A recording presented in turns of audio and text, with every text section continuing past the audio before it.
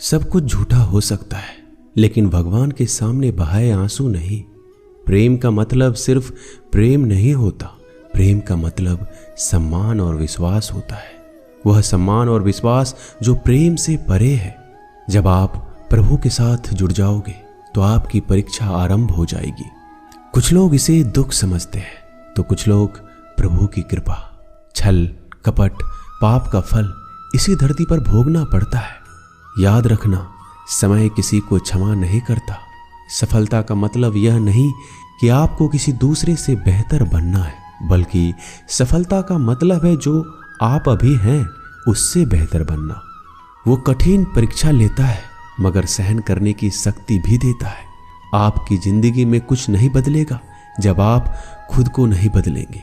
मुंह पर सच बोल देने और गुस्सा कर लेने वाले लोग उन लोगों से करोड़ों गुना बेहतर हैं जो आपके सामने कुछ और है और पीठ पीछे कुछ और है।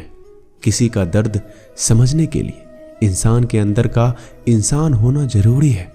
कौवा कोयल की आवाज को दबा सकता है मगर खुद की आवाज मधुर नहीं बना सकता। उसी तरह निंदा करने वाला व्यक्ति एक सज्जन को बदनाम कर सकता है मगर वह खुद सज्जन नहीं बन सकता। अगर अकेलापन है तो उसे एक वरदान समझो, क्योंकि परमात्मा ने तुम्हें खुद में सुधार लाने का थोड़ा अधिक समय दे दिया है। अकेले रहने का आनंद सीख लो, क्योंकि कोई भी हमेशा के लिए आपके साथ नहीं रहेगा। वक्त की एक आदत बहुत अच्छी है, जैसा भी हो गुजर जाता है। कामयाब इंसान खुश रहे या ना रहे, खुश रहने वाला इंसान कामयाब जरूर हो जाता है। किसी का साथ होना ही सबसे ज्यादा कीमती हो जाए, वह रिश्ता जिंदगी का सबसे बड़ा हासिल होता है। जब सुखी हो तो भगवान को मत भूलना, और जब दुखी हो तो भगवान पर विश्वास रखना। उन्हें छोड़ देना उचित है जो आपके होने का मूल्य नहीं जानते हो। यदि जगत में प्रत्येक कार्य मनुष्य द्वारा संभव होता तो मेरा अस्तित्व ही नहीं होता। जहां से तुम्हारे रत्नों का अंत होता है वहीं से मेरा अर्थात ईश्वर का कार्य प्रारंभ होता है। बच्चा क्या खाएगा, क्या पिएगा, क्या पहनेगा, इसका ध्यान बच्चा नहीं उसकी माँ रखती है। हमें क्या देना है, क्या नहीं देना है, स्वयं भगवान देखते हैं। झूठ और दिखावे की रफ्तार कितनी भी तेज हो, पर मंजिल तक केवल सच ही पहुंचता है। लोग रंग बदलते हैं, मुरली वाला वक्त बदल देता है। मन एक सुंदर सेवक और खतरनाक स्वामी है।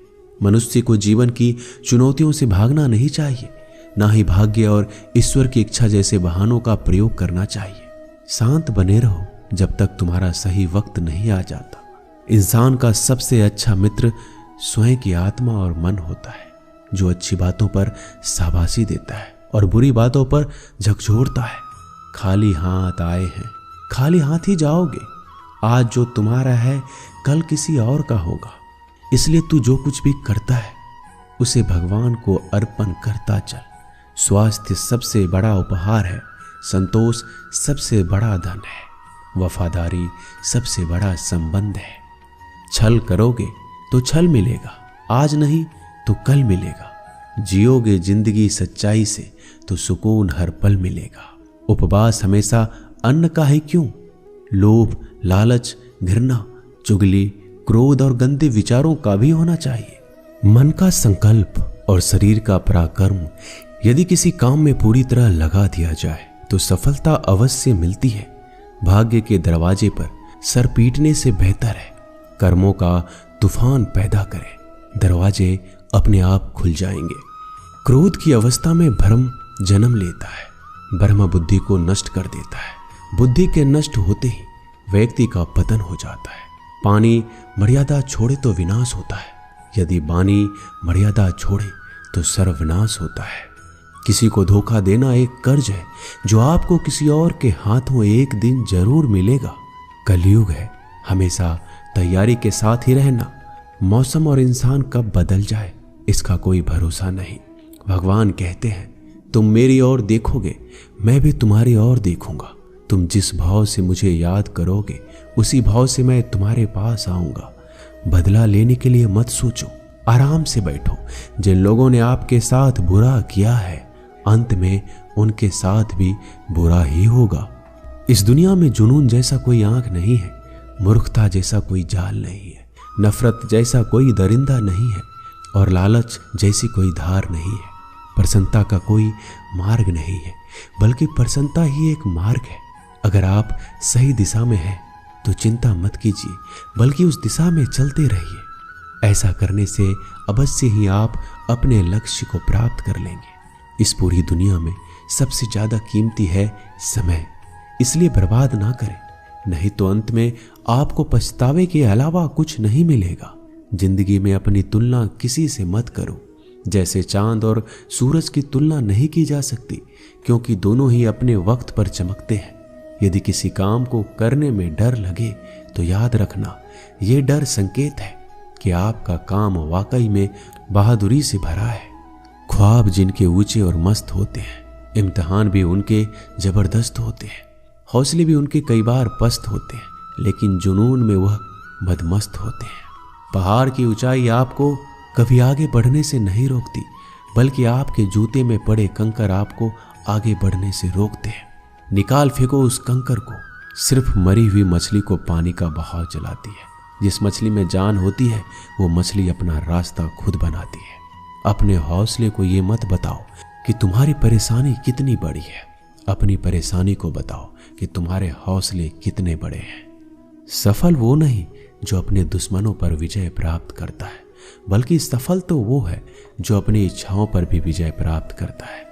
अगर केवल इसलिए आपने अपने सपनों पर काम करना बंद कर दिया है क्योंकि किसी को लगता है कि आप उसे नहीं कर सकते, तो वो आपका सपना नहीं है, वो बस आपकी एक छोटी सी इच्छा है।